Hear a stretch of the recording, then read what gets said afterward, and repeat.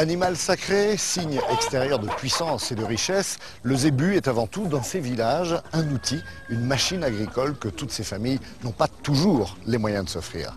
Eh bien, c'est justement pour leur permettre cet investissement capital qu'une petite association, une organisation non gouvernementale, est née il y a une dizaine d'années.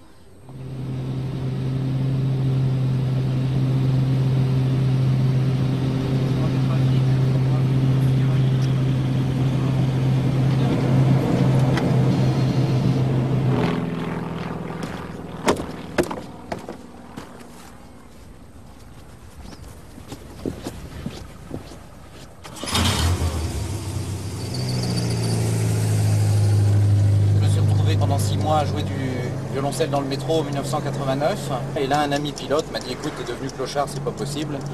Je t'emmène avec moi à Madagascar. Donc je suis arrivé à Madagascar, j'ai d'abord été immédiatement fasciné par la lumière. Et ensuite, j'avais une autre très bonne raison de rester, c'est que je n'avais pas l'argent pour revenir en France. Il y a 15 ans, Stéphane G s'installe à Madagascar comme pilote. Les affaires marchent, Stéphane a du temps et des idées. Il imagine alors une sorte de banque qu'il appelle la ZOB par provocation. Principe de la Zebu Overseas Bank, faire financer via Internet par des familles européennes l'achat d'un zébu qui est ensuite confié à des paysans pauvres. Du 145, d'accord. Ce n'est pas un don, mais un prêt. Les familles bénéficiaires doivent rembourser la dette en 2 ou 3 ans. Le nom est provocateur, l'idée un peu farfelue, mais miracle, ça marche. Le tout premier zébu est en fait le 007, puisque Éric Morand, qui est l'auteur de ce superbe logo, un graphiste à La Réunion, a voulu que son zébu soit un peu agent secret. Le deuxième, c'est celui de ma tante. Et à partir de ce moment-là, il y a eu le site qui a été mis sur Internet. C'est un des premiers sites à Madagascar. Et là, on a eu un article dans Le Monde. Et à partir de ce moment-là, il y a eu le zébu du Petit Futé, le zébu de Dominique Strauss-Kahn. Le succès, entre guillemets, médiatique, il est venu tout de suite, et auprès des souscripteurs aussi. Et puis un des derniers qu'on a reçu, c'est lors de la visite de Chirac, un de ses amis sénateurs qui lui a offert un PEZ, un plan épargne zébu. Donc on attend que M. Chirac nous dise s'il veut un mâle, une femelle, qu'est-ce qu'il veut qu'on fasse de du PEZ, du plan épargne zébu qu'on a reçu, qui est le numéro 2227. Avec ce zébu présidentiel, la ZOB a encore fait des siennes. L'humour du projet cache cependant un difficile mais remarquable travail de terrain.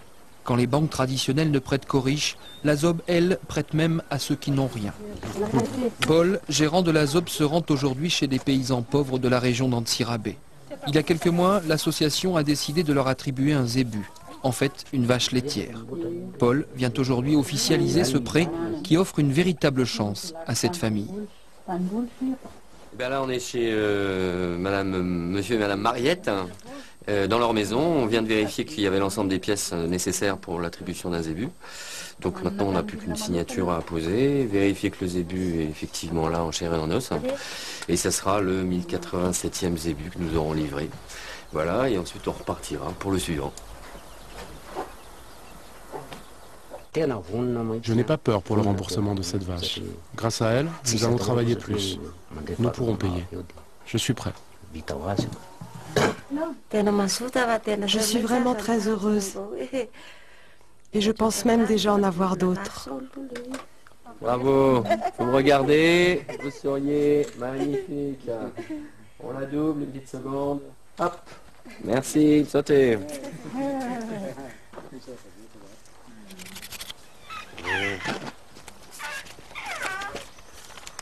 Alors donc ça c'est un poil de la queue du zébu qui permettra aux souscripteurs qui va le recevoir de vérifier le code ADN de sa vache et être sûr que c'est pas une usurpation et qu'on présente pas toujours la même vache à tout le monde. Donc là je vais marquer Mariette dessus, c'est bien évidemment pas un poil de Mariette mais un poil de sa vache. Voilà. En une dizaine d'années, l'idée a séduit près de 2500 zébuphiles français. Hélas, sur le terrain, la ZOB ne peut répondre à la demande. L'association manque de bénévoles et ici, tout est très compliqué. On a encore 1200 zébuphiles qui attendent désespérément qu'on leur fasse signe, qu'ils envoient l'argent, qu'on puisse leur acheter leurs zébus, mais on leur explique que c'est très difficile de gérer sur le terrain tous les jours des centaines de contrats qui sont éparpillés partout. Quand il y a la saison des pluies, il y a plein de pistes qui sont coupées, on ne peut pas y aller. On est obligé d'attendre. Et puis des fois, quand la saison sèche arrive, on a des surprises à l'arrivée. Le zébu a disparu, le propriétaire a été coupé en morceaux, la femme est partie avec les zébus en plaquant son mari. Enfin bon, ça, on a tous les cas de figure. La vie quotidienne, quoi, simplement. Malgré les difficultés, la ZOB ne manque pas de projets. Il y a 2 mois, on a revendu 5 moutons à une famille d'Ambouches. Après le plan d'épargne zébu, voilà le plan d'épargne mouton. Des zébuphiles français débarquent parfois à la ferme de la ZOB, histoire de voir si leur argent est bien utilisé. Paul leur explique alors tous les futurs projets et les problèmes éventuels. Peut-être que ça les intéresserait de pouvoir élever des moutons, quoi. Parce que c'est vrai que les gens qui n'ont pas les moyens de financer un pèse de zébu à 300 €, ils mettent 100 € dans un mouton, puis c'est adorable un mouton. Bon, alors c'est un peu le même problème qu'avec les cochons. On prévient les gens qu'il y a forte chance quand même qu'ils terminent dans une assiette. Mais donc, ça retire un peu de la poésie à l'histoire. Mais... La ZOB finalement c'est un peu ça, quelques belles idées, de la volonté et un peu de poésie.